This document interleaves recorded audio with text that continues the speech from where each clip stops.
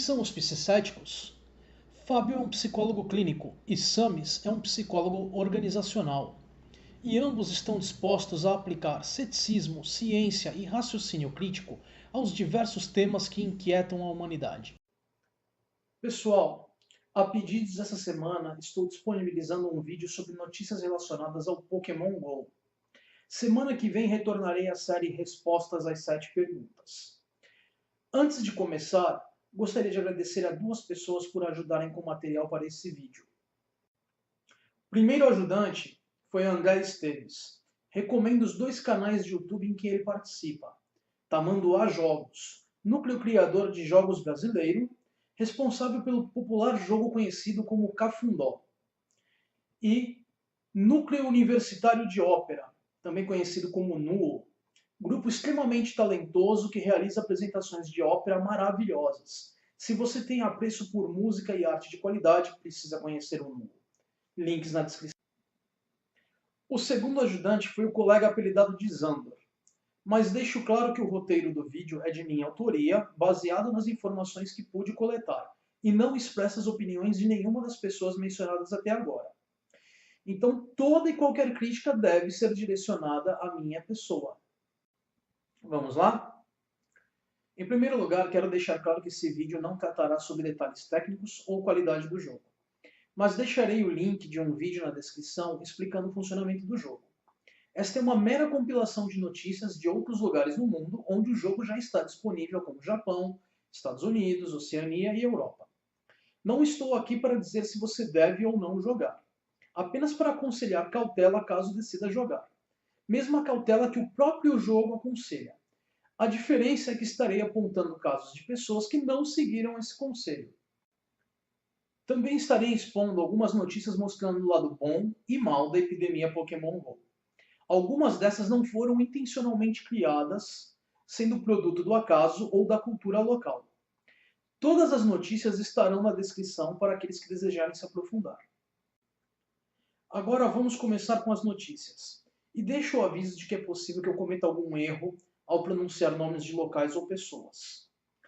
Então, já me desculpo antecipadamente por qualquer erro que venha a ser cometido.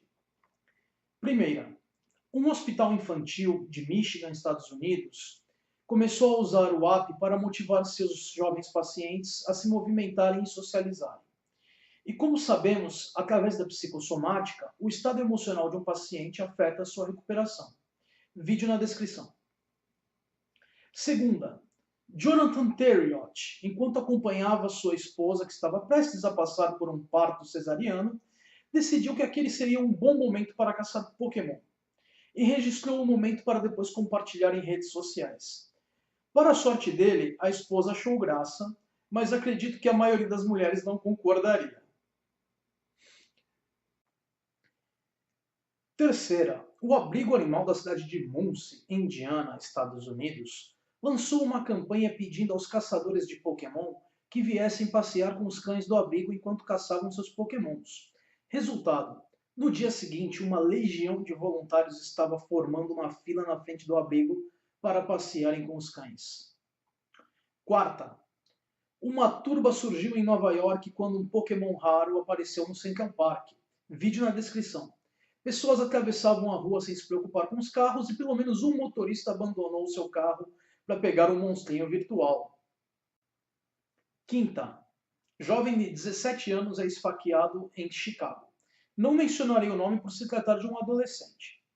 Ele entrou em uma região conhecida pela criminalidade sem se preocupar com o mundo ao redor, prestando atenção apenas na sua caçada. Felizmente ele sobreviveu e teve apenas o seu telefone roubado. Sexta, 2 homens caíram de um penhasco em San Diego, Estados Unidos. Após atravessarem uma cerca de proteção, que nunca é boa ideia, o primeiro foi encontrado ao sofrer uma queda de 15 metros. O segundo foi encontrado na praia abaixo, após uma queda de aproximadamente 26 metros. Ambos sobreviveram e foram hospitalizados.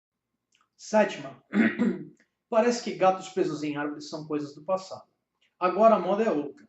Mulher fica presa em árvore no meio de um cemitério em Egerton, Nova Jersey, Estados Unidos, ao caçar Pokémon. Se vocês acham que caçar Pokémon em um cemitério é de mau gosto, esperem para ver os locais que venha mais à frente. Oitava. Cadáver, eu escolho você. No Wyoming, a jovem de 19 anos, Shiloh Wiggins, saiu para caçar pokémons e encontrou algo que não esperava.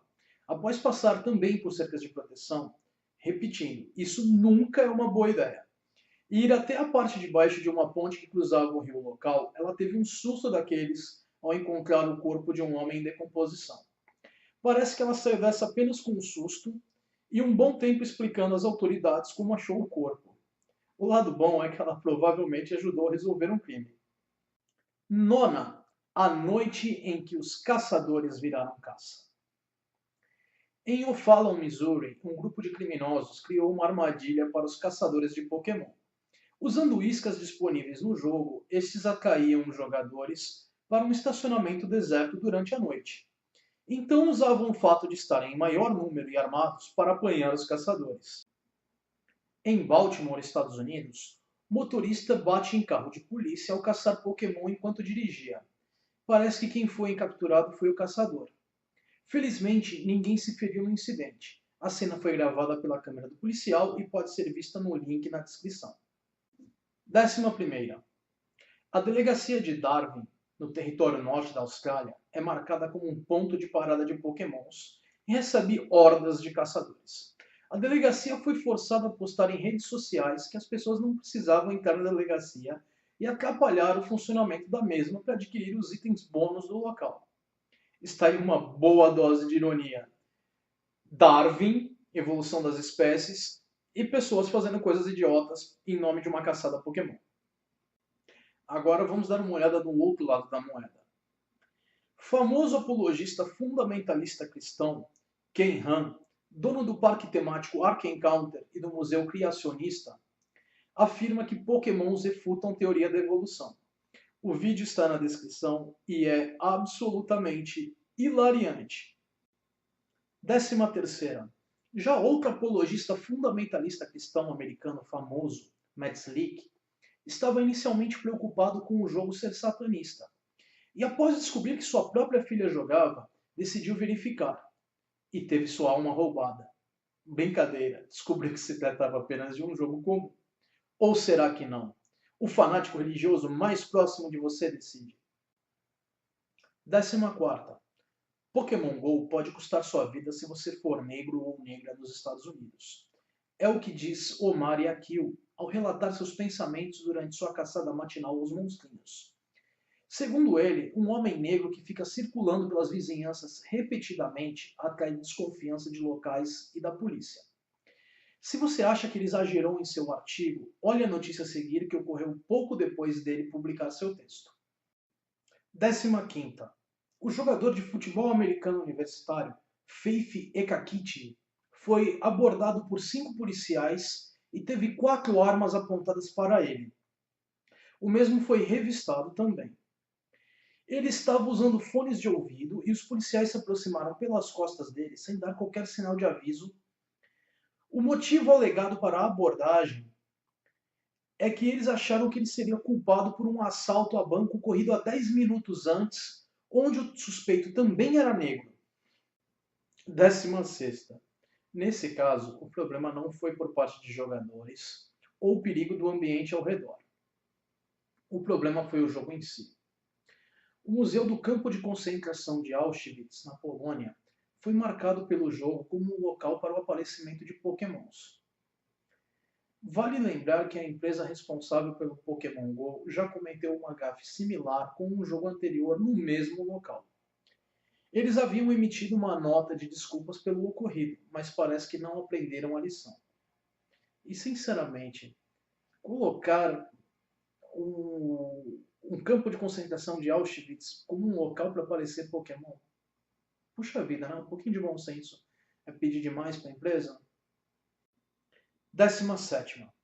Dessa vez, no Museu do Holocausto em Washington, D.C., também foi encontrado um Pokémon, dentro do Helena Rubinstein Auditorium, onde são apresentados testemunhos de sobreviventes das câmeras de gás. E o monstrinho culpado pela confusão dessa vez é um Pokémon que solta gases venenosos chamado Koffing. O jogo pisou feio na jaca. Esses não são os únicos locais absurdos onde os Pokémons foram encontrados. Eles têm sido encontrados no Ground Zero em Nova York, no Muro das Lamentações em Israel e diversos outros memoriais. 18ª. Segundo a revista Forbes, acidentes já haviam ocorrido no Japão antes do lançamento do jogo em outros países. Em um desses, um homem caiu de um lance de escadas ao capturar um Pokémon. O governo do Japão já havia emitido uma nota oficial de aviso aconselhando cuidados aos jogadores. Dessa vez, vou falar de um vídeo mostrando um experimento onde um homem se aproxima de jogadores jovens, conversa um pouco, desterpega um Pokémon e se oferece para mostrar o local onde capturou. Uma vez que atraiu a atenção, ele os leva até o seu carro, onde lhes põe a mentira mostrando aos jovens o tamanho da encrenca na qual eles poderiam ter se envolvido.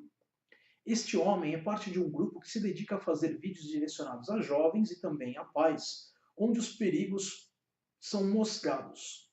Eu recomendo a todos que têm filhos a assistirem e mostrarem a seus filhos. Realmente é assustador como ele consegue, de uma forma simples, atrair a atenção dessas crianças. 20ª e última notícia. Recentemente, o presidente da Venezuela fez algumas declarações sobre o Pokémon GO. Vamos dar uma olhada nelas uma a uma, mas devo alertar que não consegui acesso às declarações diretas dele.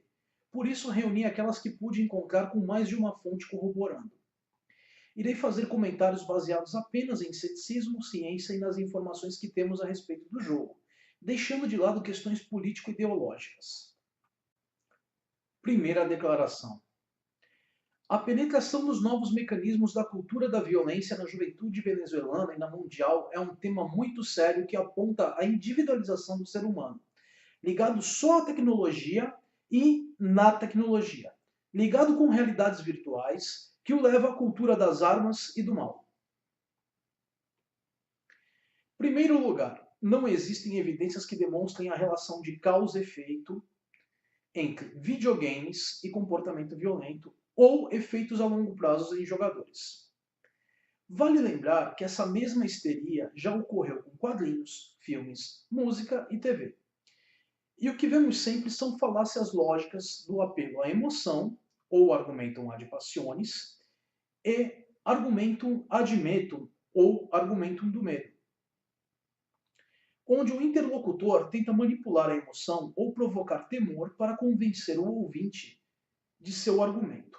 No caso do Pokémon GO, o argumento é mais falho ainda, pois este jogo força as pessoas a deixarem suas casas, e pelo que temos visto nos últimos dias, certamente existem interações positivas e negativas provocadas por esse jogo. Quanto ao isolamento provocado pela tecnologia, aí temos um ponto de discussão legítima. Mas tecnologias são ferramentas e o uso que fazemos delas é o que define se são positivas ou negativas. Em geral, a mesma ferramenta pode ser usada das duas formas, e temos diversos exemplos disso no Pokémon GO, como mencionei anteriormente. Segunda declaração. As realidades virtuais das armas, da cultura da morte que tem criado o capitalismo, isso deve ser motivo de preocupação. Até onde sei, sistemas políticos, econômicos e ideológicos, como capitalismo e comunismo, antecedem as realidades virtuais. Portanto, não poderiam ser causados por estas. A não ser que estejamos incluindo como realidade virtual a imaginação humana. E quanto a armas virtuais, mesmo que consideremos os Pokémons como armas biológicas virtuais, até onde sei, estes só podem ser usados no máximo em competições contra outros Pokémons. E nenhum dano é causado a qualquer ser vivo. Terceira declaração. Realidades virtuais como este novo jogo que hoje está aí, Pokémon GO, vocês conhecem? Milhares de jovens, milhares de pessoas terminam vivendo nesta realidade virtual.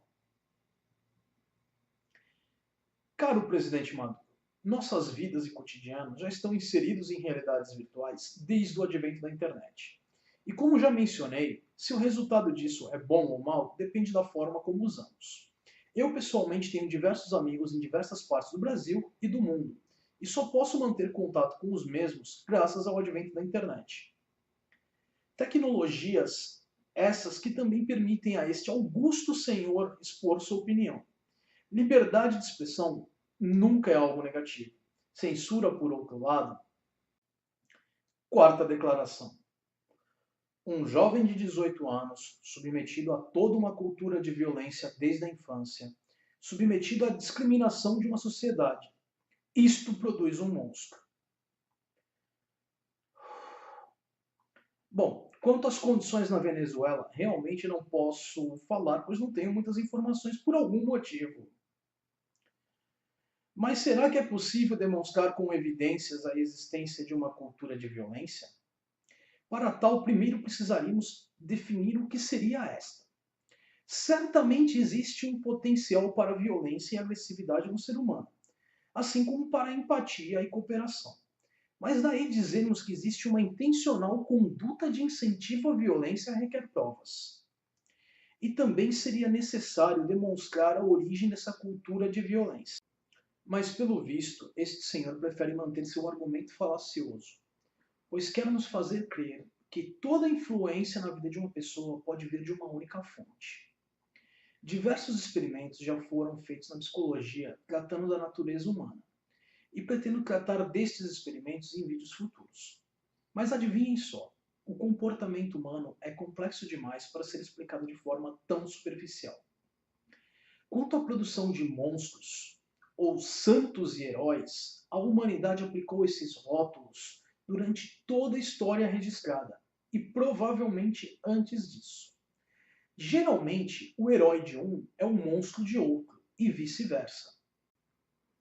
Enfim, a retórica do presidente Maduro é, se me permitem o trocadilho, meio verde. Carece de evidências e abunda de falácias. Ou seja, é o tipo de discurso que geralmente se espera de um político. Mas certamente, se alguém tiver mais informações ou evidências que suportem tais alegações, estarei disposto a ouvir e dialogar mais a respeito. Para terminar, não importa se você vai caçar Pokémon ou não.